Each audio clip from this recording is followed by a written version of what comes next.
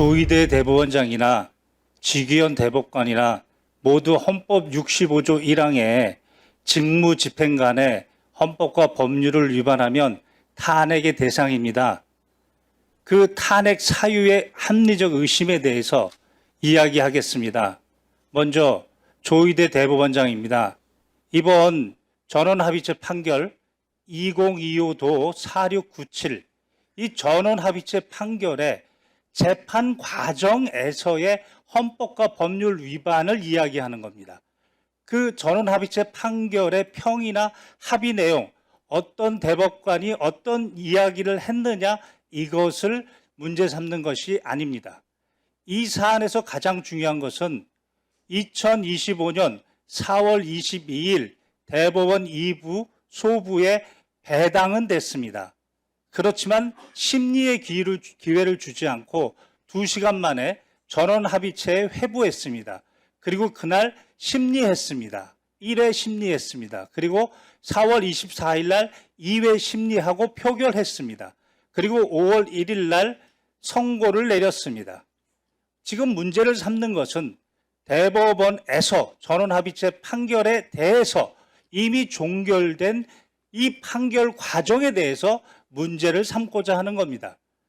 박범계 의원께서 공개한 것처럼 그리고 대법원 인터넷에 공개된 것처럼 문제가 되는 것은 바로 2025년 4월 22일 이전의 행적입니다. 즉 2025년 3월 31일 날 조희대 대법원장은 이 사건을 배당 전에 다른 사건 재판부를 지정했습니다.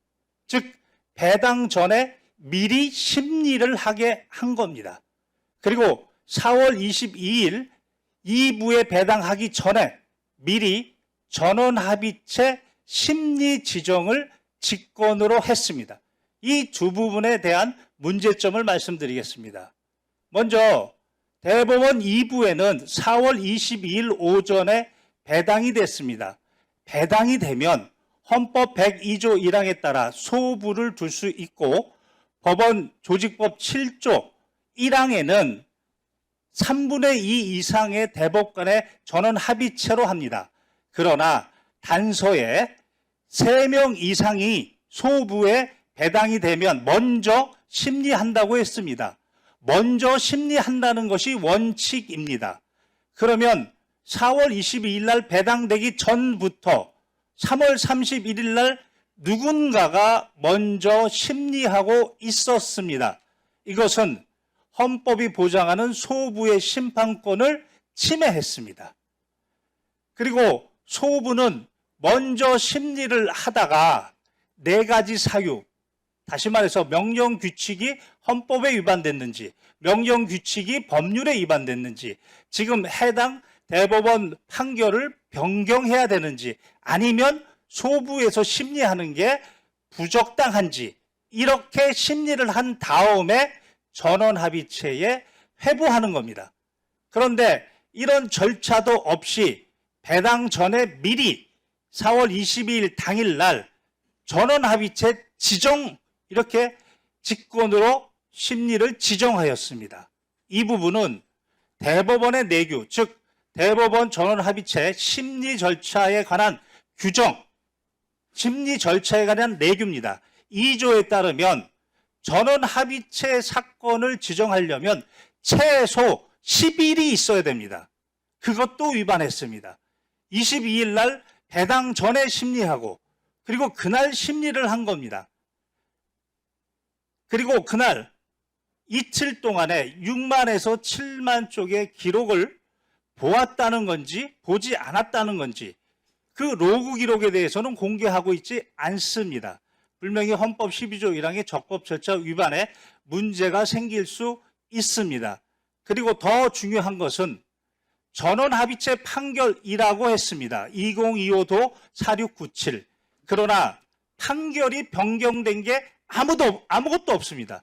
기존의 2019도 13328, 즉 항소심에서 무죄를 선고했던 그 전원합의체 판결 그대로입니다. 그럼에도 불구하고 10일의 지정기간도 무시한 채 이것은 대선에 정치적 중립이 아니고 정치적 선택으로 뛰어들었다는 의심이 충분히 가능합니다. 또한 헌법 103조 사항에는 대법원과 각급 법원의 조직은 직무 범위까지입니다. 법률로 정한다고 했습니다. 즉 이 법률이 형사소송법 383조입니다. 여기에는 법률심을 하라고 했습니다. 그런데 항소심에서 김문기의 발언은 그것은 안다 모른다 의견이다라는 것을 그것은 사실이다. 그리고 허위사실이다. 이렇게 사실심리를 했습니다. 그리고 백현동 발언에 대해서는 그것은 구체적 사실이 아니고 항소심의 경우에는 구체적 사실이 아니고 다소 과장된 표현 의견이다를 대법원에서 사실이고 허위사실이라고 명시적으로 사실심 판단을 했습니다. 이것은 383조 4호에 사형, 무기 10년 이상의 선고가 아니면 절대로 사실심 심리를 할 수 없습니다. 이와 같이 구체적으로 조의대 대법원은 헌법과 법률의 위반의 사항이 구체적 사항이 있습니다. 그렇다면 헌법 61조 1항에 따라 국회는 국정감사나 조사를 할 수 있고 그때 증인으로 부를 수 있습니다. 그래서 그것을 국회법 129조 1항에서 국정감사에 대해서 증인 요구할 수 있는 것이고 그리고 오늘은 121조 5항에 따라 그 특정 사항에 대해서 증인 요구를 한 겁니다. 이렇게 되면 증감법 2조에 따라 출석 의무가 생기고 그래서 5조의 2에 따라 불출석 사유 즉 법률에서 면제가 된다거나 또는 천재지변 또는 출석할 수 없는 객관적 불출석 사유를 이야기해야 됩니다. 이와 같이 불출석 의견은 여기에 출석해서 이야기하면 되는 겁니다. 그럼에도 불구하고 출석하지 않으면 국회 증감법 12조 1항에 따라 불출석의 죄 3년 이하 징역 1천만 원 이상 3천만 원 이하 벌금에 처해질 수 있습니다.